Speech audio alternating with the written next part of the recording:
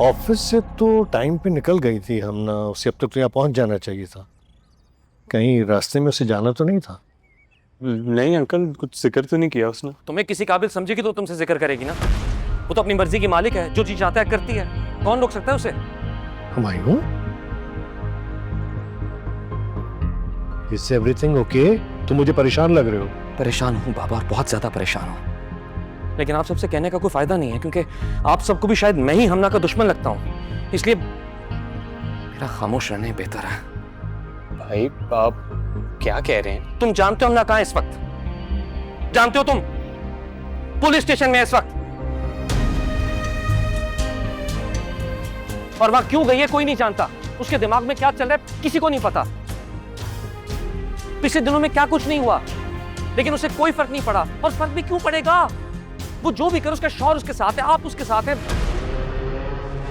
गलती मेरी है बाबा, मेरी गलती है जो मैं उसकी हिफाजत के बारे में सोचता हूँ। अपने इकलौते भाई के नुकसान से डरता हूं मैं। भाई आप रुके, मैं एक सेकंड उससे कॉल करता हूँ।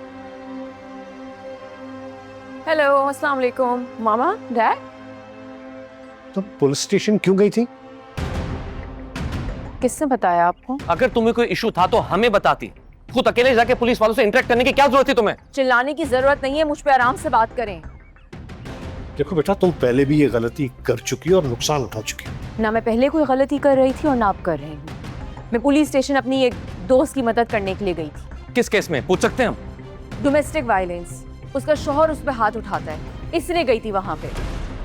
तुम एक बार पहले भी किसी के मामले में इन्वॉल्व हो चुकी हो, तुम पर हमला हो चुका है। प्लीज खुद को अब इन्वॉल्व मत करो और खुद को दूसरों के मामलात से दूर रखो। क्यों दूर रखूं? मेरा जो दिल करेगा मैं करूंगी। और अब होते कौन है मुझ पे पाबंदी करने वाले? हमने, तुम किस तरीके से बात कर रही हो भाई से?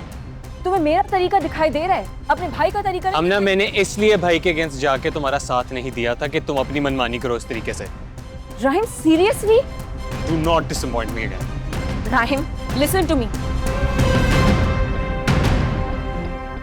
ये लड़की कभी नहीं सुधरेगी, इसे वापस आना ही नहीं चाहिए था।